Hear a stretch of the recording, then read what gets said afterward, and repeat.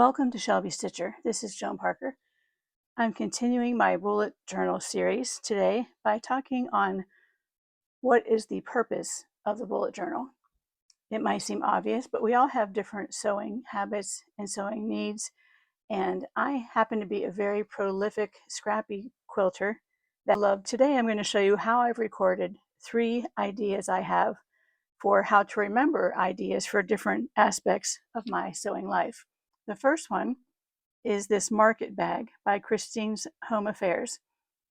The market bag was something that I found on Instagram, and it was one of those videos where they show you very quickly how to make something without any real instructions or measurements, which I personally find kind of frustrating because I find myself frantically jotting down measurements and the order of assembly and all of those things, and I don't like doing that. So I record where I saw the video and I highlight it with the color of my coloring pencils so that I can find it quickly. And I have made several of these and they were very nice to make, but again, I like having all the instructions right in front of me. The second idea, and again, hold this up close where you can see it, is a little machine quilting pattern I had in mind. I do free motion machine quilting for customers and for myself, and often an idea will just pop into my head and I need someplace to record it so that when I want to use that design, I can refer back to it again. And here I'm showing another quilt idea. Mary Mabel's Market is a channel that I really enjoy getting ideas from and just watching over and over because I love the sound of her voice and she's so cheerful. The QOI on the left stands for Quilt of Interest. The picture I showed you at the very beginning of this video was of this scrappy summer quilt. And this is just my way of showing you how I jotted down the directions for the quilt without going into a lot of detail and a lot of trouble.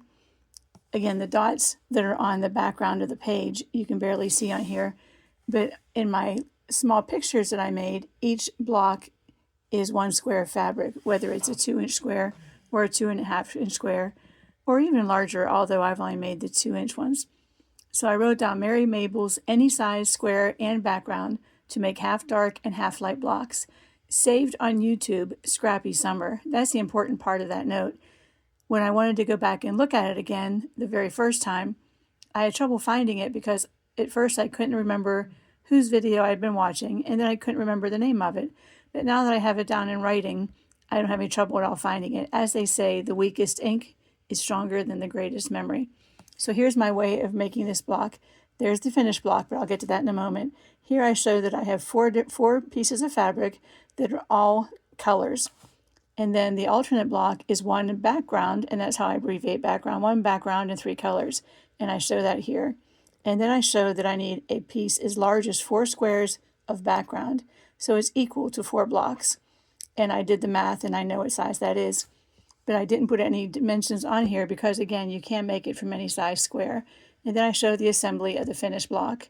And that's how simple it is, and that's all I needed to be able to replicate that quilt, and it did turn out beautifully. I have a lot more short videos coming up about the way I've used my bullet journal, and I hope that you can find them helpful, that you can glean something from them and just ignore the rest. As one of my friends says, you eat the watermelon and spit out the seeds. I feel like you can learn a little bit from everybody, and there's some things that would apply to you and some things that won't, and that's fine. Remember to use it up, wear it out, make it do, or do without.